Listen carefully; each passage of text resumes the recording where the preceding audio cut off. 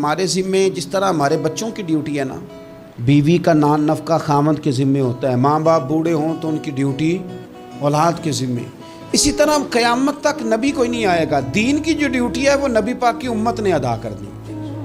اور اللہ کیا فرماتے ہیں قرآن مجید کی سورہ محمد صلی اللہ تعالی علیہ وسلم، اللہ فرماتے ہیں یا ایھا الذین آمنوا ان تنصروا اللہ ینصرکم، اے ایمان والو اگر تم اللہ کے دین کی مدد کرو گے تو اللہ تمہاری مدد کرے گا، وَيُثَبِّتْ أَقْدَامَكُمْ، اور اللہ تمہارے قدموں کو جما دے گا، یعنی تمہیں مضبوط کر دے گا، تم مضبوط سے مضبوط ہوتے جاؤ گے۔ شرط کیا ہے؟ ان تنصر اللہ، اگر تم اللہ کے دین کی مدد کرو۔ اپنے مزاجوں میں نا اللہ کے دین کی مدد کا ذوق پیدا کریں۔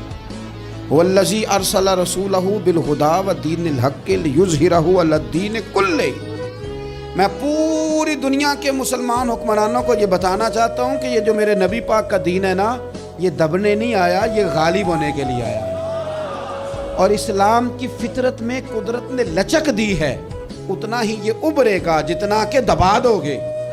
کیا سمجھتے ہیں اسرائیل کے گنڈے کہ وہ مسجد اقصیٰ میں نمازیوں کو تنگ کر کے تو وہ کہیں گے کہ ہمیں پوچھنے والا کوئی نہیں؟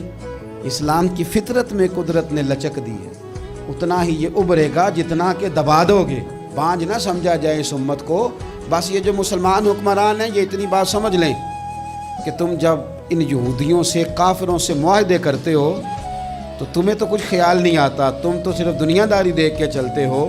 کاش بال بچہ دیکھتے ہوئے، مال دیکھتے ہوئے، ملک اور زمین دیکھتے ہوئے تم ایک دفعہ اللہ کا دین بھی دیکھو۔ یہ تمہاری ذمہ داری ہے، یہ نبی پاک نے ڈیوٹی لگائی ہے۔ اپنا اپنا کردار ہمیشہ دین کے لیے پیش کریں، اپنا اپنا کردار، وہ ضروری نہیں کہ چندے کی صورت میں ہی ہو۔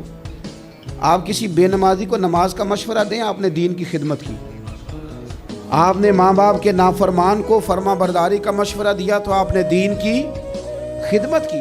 اگر آپ نے کسی بندے کو کہا یار تیرا قرآن پاک ٹھیک نہیں، چل قاری صاحب کے پاس، تیرا تلفظ ٹھیک ہونا چاہیے، کو آدھا گھنٹہ نکال کے سیکھ لے، یہ لفظ کہنے سے ہی آپ نے دین کی خدمت کی۔